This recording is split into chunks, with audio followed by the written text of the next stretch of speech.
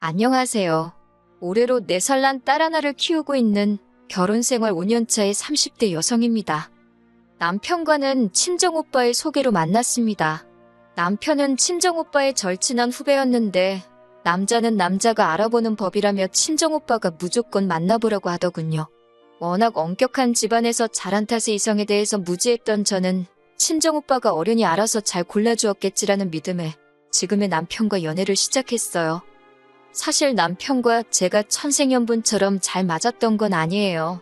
하지만 남편과 사귀는 횟수가 3년이 넘어가자 남편과 결혼하는 게 당연하게 여겨지더라고요. 게다가 남편은 저더러 아무것도 안 해와도 된다, 몸만 와도 된다 했습니다. 솔직히 털어놓자면 당시 저희 친정 사정이 좋지 않았어요. 친정오빠가 사업을 한답시고 친정부모님 재산을 이리저리 받아갔는데 일이 잘 안 풀렸거든요. 그래도 친정부모님께서는 맏아들이라는 이유로 묻지도 따지지도 않고 계속해서 지원을 해주고 계시던 상황이었고요. 게다가 친정부모님 험담을 하자는 건 아니지만 워낙에 친정아버지가 가부장적이셔서 딸은 어차피 시집가면 그만이다, 그 소리를 입에 달고 사셨어요. 그런 친정아버지에 비해 친정오빠는 그래도 사람이 다정하고 제 마음을 많이 알아줬거든요. 그래서 오빠 말이라면 더 믿고 따랐던 것도 있어요. 아무튼 친정이 이런 상황이다 보니 몸만 시집오라는 남편의 말이 고맙기까지 하더라니까요. 그렇다고 제가 정말 몸만 가지고 시집을 온 건 아니었습니다. 그래도 당시 회사 다니면서 모아둔 돈이 3천만 원 정도 있었거든요.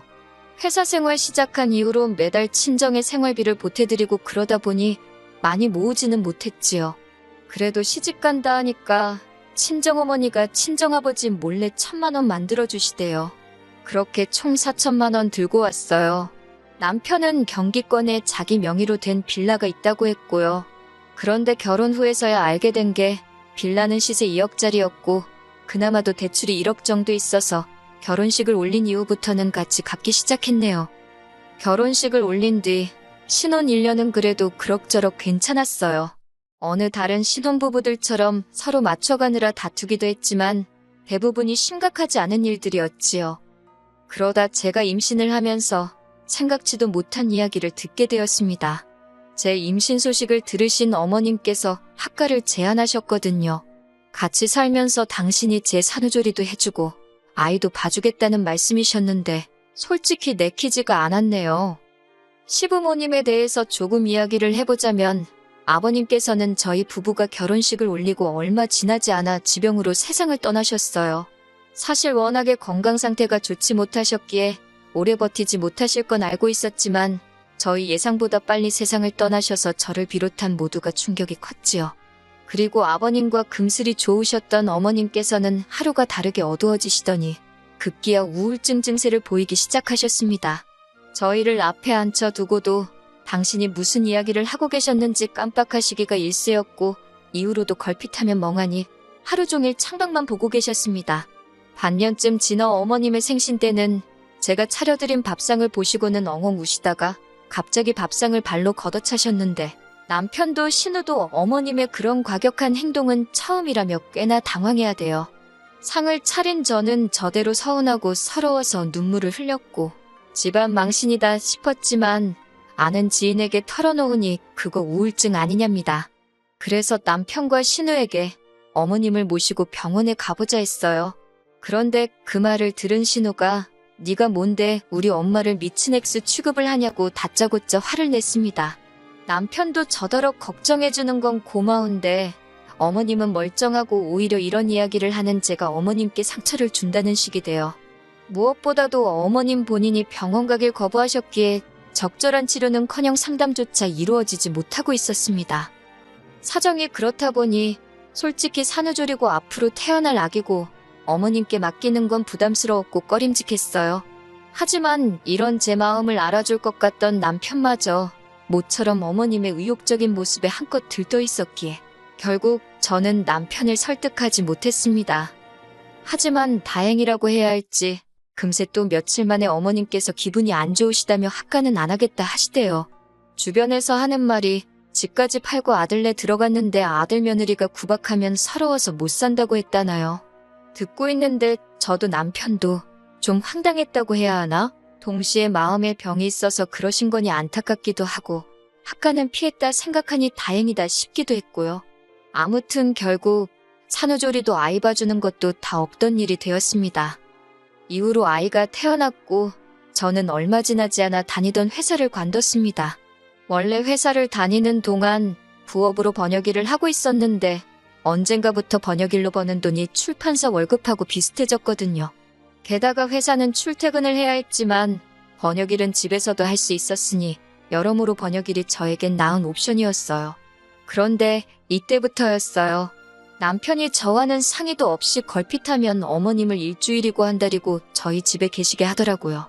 그래놓곤 한다는 소리가 어머님 혼자 얼마나 쓸쓸하시겠냐면서 저라도 있는 저희 집에 와 계시면 좋을 것 같다고 저더러 이해를 해달래요.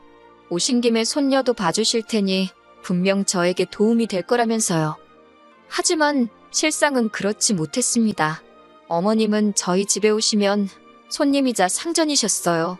절대 당신 손으로 뭐 하나 하시는 법이 없었습니다. 일례로 손녀인 제 딸이 울건 어쩌건 기저귀 한 번을 안 봐주시더군요. 뿐만 아니라 어머님 눈에는 당신 아들은 아침부터 밤까지 밖에서 일을 하는데 며느리인 저는 집에서 편하게 일하니 그 모습이 어지간히 꼴보기가 싫으셨던 모양입니다. 그래서인지 툭하면 빨래 안 하냐, 청소 안 하냐, 음식 안 보냐, 뭐 안 하냐? 솔직히 처음에는 저랑 둘이 있는 게 어색해서 무슨 말을 하셔야 할지 몰라서 저러시나 싶기도 했고 아니면 단순히 말상대가 필요해서 그러신가 싶기도 하고 어쩔 줄 모르겠더라고요. 하지만 막상 어머님 말동무라도 해드리려고 하면 매사 시큰둥하시고 들은 채도 안 하시대요. 손녀인 제 딸에게도 그다지 관심이 없으셨고요. 솔직히 저도 사람이라 그런 어머님과 있으면 숨이 다 막히는 것 같았고 한마디로 살갑게 대해드리기가 어렵더라고요. 결국 그렇게 어머님이 저희 집에 옷가게 시기를 수십 차례 세월로 2년이란 시간이 흘렀습니다. 참다 못한 남편에게 제가 어머님이 오실 때마다 일은 일대로 못하고 거기다 육아에 살림에 어머님 식사 준비까지 힘들어 미쳐버릴 것 같다고 소리를 쳤어요. 2번 다시 모시고 오지 말라고 그때는 어머님께 직접 이야기하겠다고요. 솔직히 바보같이 들리겠지만 그전까지만 하더라도 남편한테 이거 싫다 저거 좋다 뭐 강하게 이야기해본 적이 없어요. 특히 어머님에 관해서는 어머님은 환자라고 생각했고 남편은 그런 환자의 아들인 만큼 제가 맞춰주는 게 맞다고 생각하고 배려했지요. 그런데 이러다간 정말 내가 먼저 우울증에 걸려 죽겠구나 싶더군요. 그래서 처음으로 남편한테 큰 소리를 냈더니 남편도 꽤나 놀란 눈치대요. 하지만 그 약발이 오래가지는 않았습니다. 그렇게 큰 소리가 오가고 2달쯤 지났던 어느 날이었어요. 그날도 평소처럼 어린이집에 있는 아이를 데리러 가고 있었는데 신호를 무시한 채 달려오던 자동차에 제가 그만 치이고 말았지요. 그리고 급하게 찾은 병원에선 인대가 파열되어 수술까지 할지도 모른다는 이야기를 듣게 되었네요. 이후로 다행히 다시 찾은 병원에선 일단은 주사치료와 재활운동으로 대체해보자는 이야기를 들었지만요. 하지만 수술은 피했다고 하더라도 제 마음이 여러 가지로 복잡했습니다.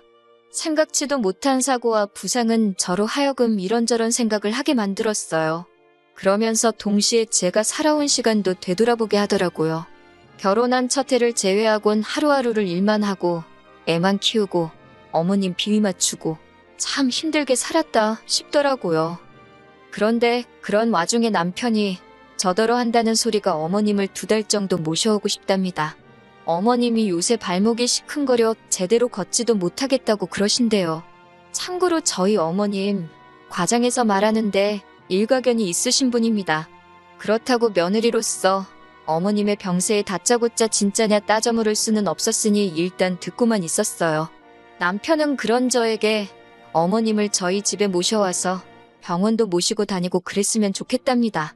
자기 와이프는 어깨가 망가져서 찬장에서 물컵 하나 꺼내는 것도 고역인 판국에 어이가 없어서 당신이 전적으로 책임지고 모시고 다닐 수 있으면 그렇게 하라고 나는 못한다 했습니다.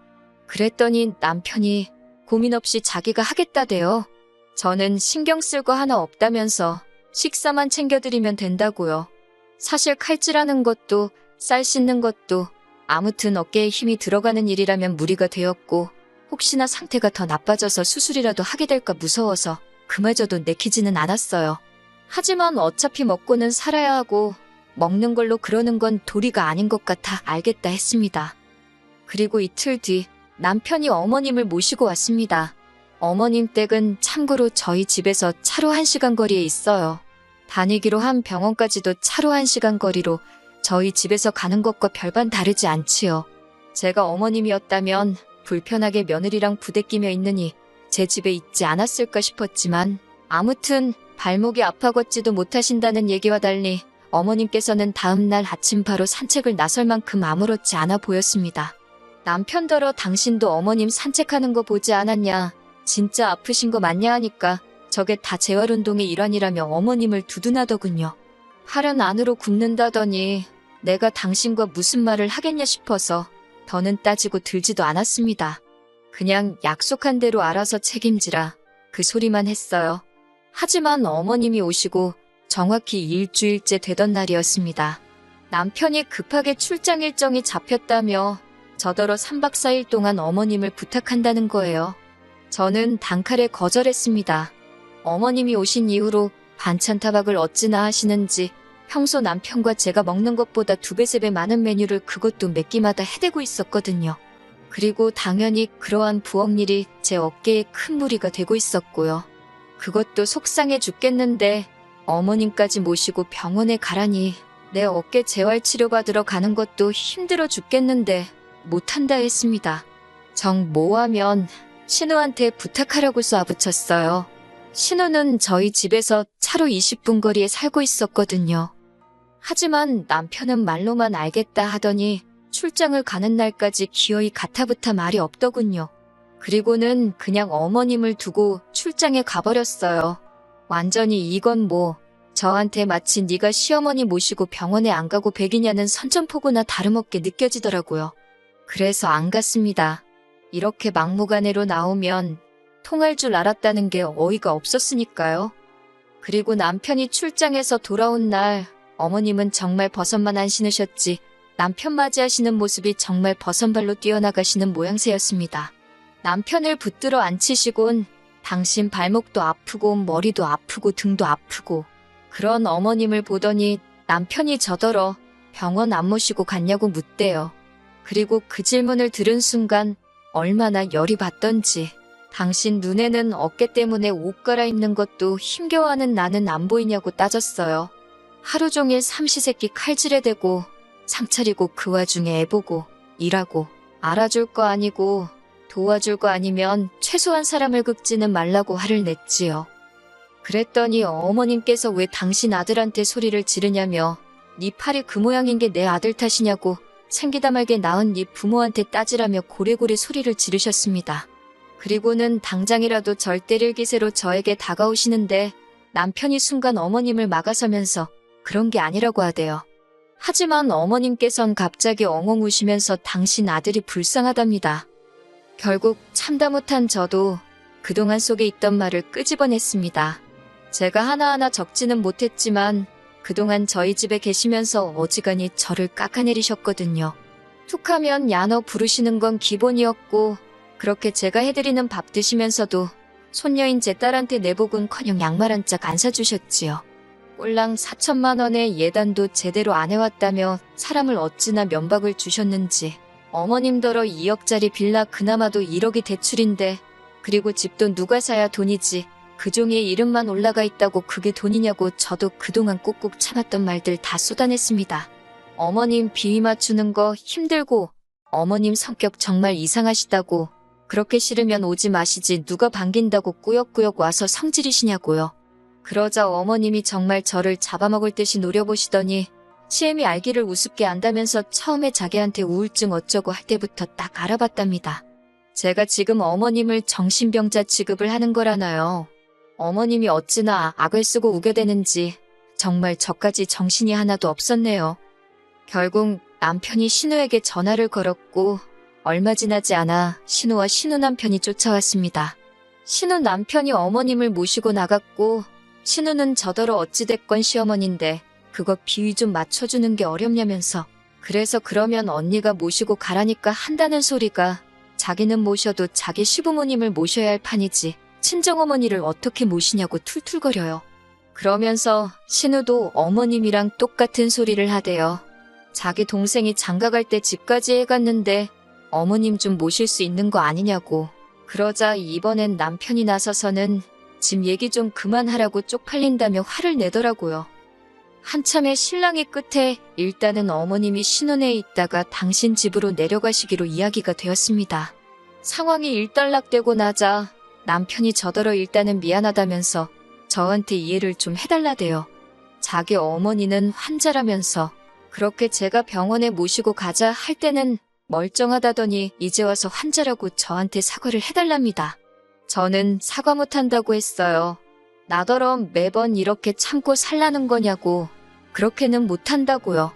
그러자 남편이 그러면 어쩌냐입니다. 자기는 자기 어머니 불쌍해서 모른 척하고는 못 살겠다고요. 그래서 그러면 당신이 어머님 댁에 내려가서 어머님하고 둘이 한번 지내보라 했습니다. 나는 이 집에서 딸하고 둘이 지낼 테니까. 그렇게 한 3주나 지났을까요?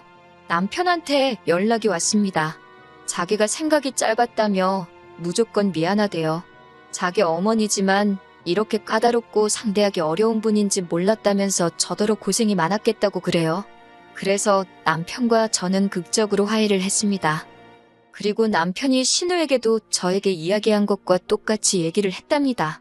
자기 와이프, 그러니까 제가 얼마나 고생을 했을지 누나는 상상도 못할 거라면서 이제 누나도 누나 할 도리는 하고 살라고 했다고요.